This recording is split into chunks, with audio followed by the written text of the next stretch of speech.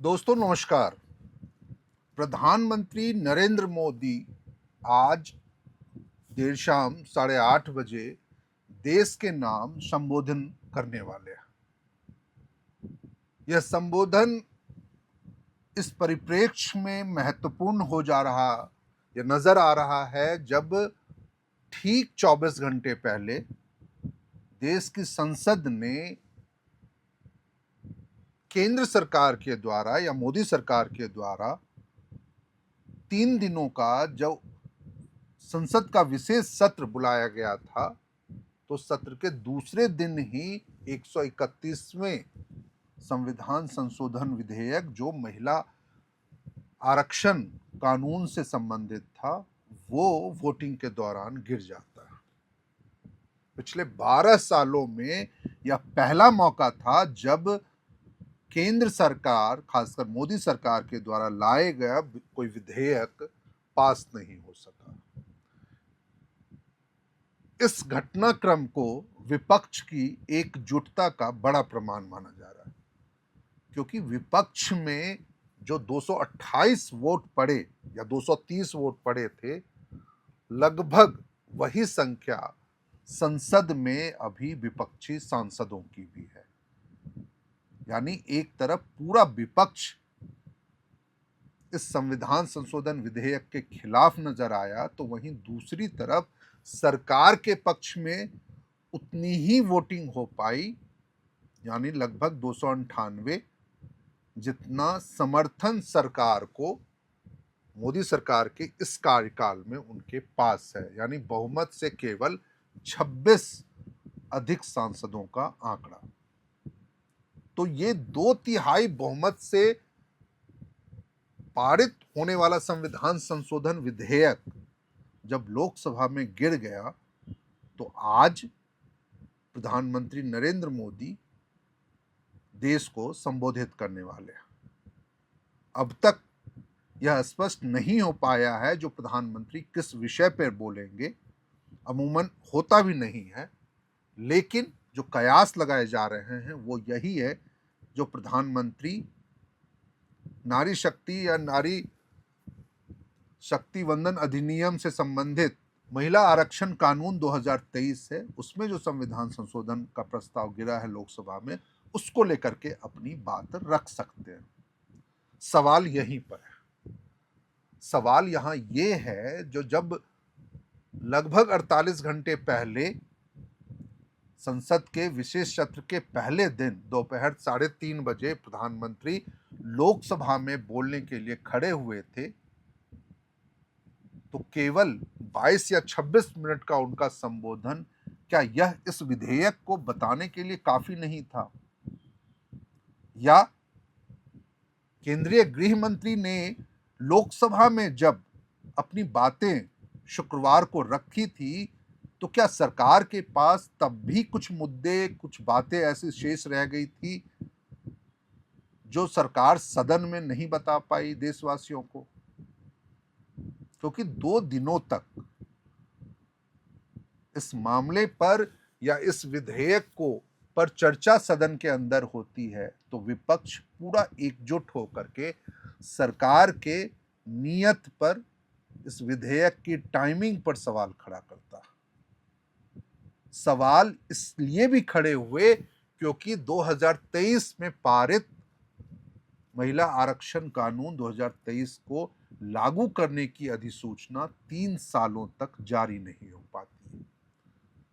संसद के अंदर हंगामा होता है, कई सांसद इस मामले को उठाते हैं, जो कानून देश में अभी तक लागू नहीं हो पाया है, उसमें कैसे संशोधन करने के लिए संविधान संशोधन विधेयक लाया जा सकता है। यानी यदि वो अधिसूचना, यानी जो गुरुवार देर रात 15 अप्रैल को केंद्रीय कानून मंत्रालय के द्वारा जो अधिसूचना जारी की जाती है, क्या यदि वो अधिसूचना जारी नहीं होती, तो संसद के इस विशेष सत्र की वैधानिकता पर भी सवाल खड़े हो जाते। तो पहले तो सरकार ने आनन फानन में इसकी अधिसूचना जारी की, और उससे पहले एक सवाल यह भी उठा था जो क्या ये टाइमिंग सही है? आखिर ऐसी कौन सी परिस्थिति आ गई जो सरकार को विशेष सत्र बुलाना पड़ गया, और वो भी महज 2 हफ्ते के अंदर, जब 2 अप्रैल को निर्धारित बजट सत्र संसद का खत्म होता है। संसद की कार्यवाही हालांकि उस समय अनिश्चित काल के लिए स्थगित नहीं की जाती है, लेकिन उस समय ही यह तय हो गया तो जो सरकार 15 से 17 माफी चाहूंगा 16 अप्रैल से 18 अप्रैल तक 3 दिनों का विशेष सत्र बुलाने वाली है। आखिर ऐसी क्या परिस्थिति आ गई थी? जबकि महज 3 साल पहले ही जब कानून पास हो रहा था तो आपने प्रावधान किया था, केंद्र सरकार ने यह प्रावधान किया था, जो यह कानून तभी लागू होगा जब देश में नई जनगणना, और 2026 में यानी 2023 में जब ये पास हो रहा था तो उस समय यह प्रावधान था, जो 2026 में जो परिसीमन होगी उसके बाद ही इसे लागू किया जाएगा। तो अब जब यह प्रक्रिया चल रही थी तो इस बीच में इसकी टाइमिंग को लेकर के सवाल विपक्षी दलों ने उठा दिए। सवाल इसलिए भी उठा दिए क्योंकि विपक्ष के नजरिए से पश्चिम बंगाल और तमिलनाडु में विधानसभा चुनाव के लिए चुनाव प्रचार जोरों पे चल रहा है। चाहे केंद्रीय स्तर के नेता हों, चाहे उस प्रांतीय स्तर के नेता हों, लगातार उन चुनाव प्रचार में जुटे हुए थे। टीएमसी सांसदों ने तो यहां तक आरोप लगा दिया, खासकर कल्याण बनर्जी ने यहां तक कह दिया, जो क्या यह चुनाव यदि अभी गुजरात में हो रहे होते, राजस्थान में हो रहे होते या उत्तर प्रदेश में हो रहे होते तो क्या तब भी यह विशेष सत्र होता? तो टाइमिंग को लेकर के भी सवाल उठा, सरकार के नियत को लेकर के भी सवाल इसलिए उठे क्योंकि इस कानून में या जो संविधान संशोधन विधेयक पेश किए गए थे सभी सांसदों को अंतिम क्षणों में दिए गए थे, खासकर 13-14 अप्रैल को, तो उसमें यह चर्चा कहीं नहीं थी जो समान रूप से सभी राज्यों के विधानसभाओं में 50% सीटें बढ़ जाएंगी। यानी एक नियम के अनुरूप यदि किसी राज्य में 30 है तो वहां 40 हो जाएंगी, किसी राज्य में 400 है विधानसभा सीटों की संख्या तो वो 600 हो जाएंगी, या लोकसभा की 80 सीटें हैं तो वह 120 हो जाएंगी, या 40 हैं तो वो 60 हो जाएंगी। यह नियम की व्याख्या संविधान संशोधन विधेयक में नहीं थी। यही वजह है जो कई विपक्षी सांसदों ने यह सरकार पर आरोप भी लगाया, जो आपने भारत को तोड़ने वाला विधेयक सदन में पेश किया है। और जो आक्रोश आप कह लीजिए तमिलनाडु के मुख्यमंत्री एम.के. स्टालिन ने इस विधेयक को लेकर के दिखाया, उसकी चर्चा तो बहुत दूर तक गई।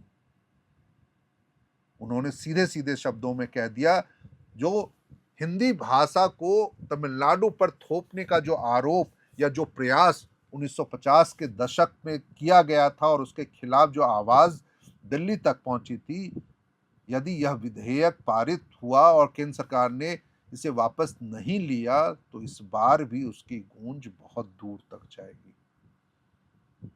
एम.के. स्टालिन ने तो काला झंडा तक फहरा दिया था, और मुझे लगता है जो शायद यह पहला मामला होगा जब किसी राज्य के मुख्यमंत्री ने अपने प्रदेश में काला झंडा फहराने की कवायद की थी।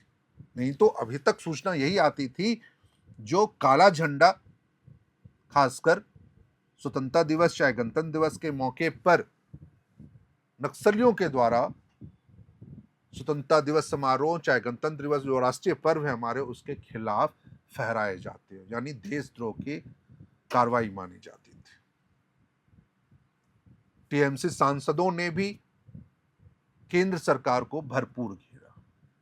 अंत में मैं बस इतना ही कहना चाहूंगा, जो क्या वाकई सरकार के पास अब भी कोई तर्क है क्या? क्योंकि कहा यह जा रहा है जो आज पीएम की अध्यक्षता में जो कैबिनेट की बैठक हुई, उस बैठक में भी पीएम ने सभी मंत्रियों से कह लीजिए या सभी मौजूद सदस्यों से कह लीजिए, उन्होंने कहा जो विपक्ष ने इस बिल को गिरा करके भारी गलती की है और इसको गांव-गांव तक पहुंचाने की जरूरत है। वाकई क्या ये महिलाओं के राजनीतिक सहभागिता या फिर एक राजनीतिक प्रतिनिधित्व देने का ही मामला भर है, या फिर 2029 के लोकसभा चुनाव से भी इसका कोई सीधा जुड़ाव है? क्योंकि कई राज्यों में इस तरीके से भी आरोप विपक्षी सांसदों के हैं, जो कई राज्यों में लोकसभा सीटों की संख्या इस अनुरूप भी बढ़ाई जा रही है ताकि 2029 के चुनाव में उन्हें उन राज्यों से ज्यादा सीटें मिल जाएगी जिसके आधार पर वह बहुमत हासिल करने की कवायद हो सकती है। तो खैर, इन तमाम विषयों को लेकर के आप क्या सोचते हैं, क्या राय रखते हैं अपनी चीजों को लेकर के? प्रधानमंत्री किन मुद्दों पर देश को संबोधित कर सकते हैं? क्या ये संबोधन जब देश एलपीजी गैस संकट से जूझ रहा था, अफरा तफरी का माहौल था, ईरान, अमेरिका, इजराइल के समय जब देश में ईंधन की खपत या फिर आप एनर्जी क्राइसिस की बात कह सकते हैं, जब वो उससे जूझ रहा था, तो क्या उस समय पीएम मोदी को ये संबोधन नहीं करना चाहिए था? तो इन तमाम चीजों को लेकर के आप क्या अपनी राय रखते हैं, क्या सोचते हैं, कमेंट करके हमें जरूर बताइएगा। इस वीडियो में फिलहाल इतना ही। यदि आप जो भी बातें अपने साथ हमारे साथ साझा करेंगे, निश्चित रूप से पीएम मोदी का जो अभिभाषण होगा, चाहे पीएम मोदी का जो संबोधन होगा शाम 8:30 बजे, उसके बाद के वीडियो में जरूर हम आपसे साझा करेंगे। इस वीडियो में फिलहाल इतना ही। कैमरे के पीछे हमारे सहयोगी हैं अभिषेक, मैं हूं शैलेंद्र, आप देख रहे थे एयर नाउ। शुक्रिया।